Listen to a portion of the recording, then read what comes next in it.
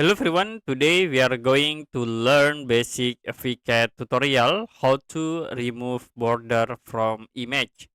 So for example, I will insert image by using image attach command,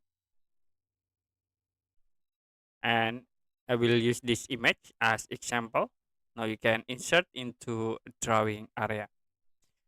So if you want to remove the image border, you can type image frame, press enter, and then set for the image frame value to 0. Press enter again to remove the image frames or border. To show again, you can type image frame and then set value into 1 to show the border. Okay, that's it for a basic AviCAD tutorial how to remove border from image.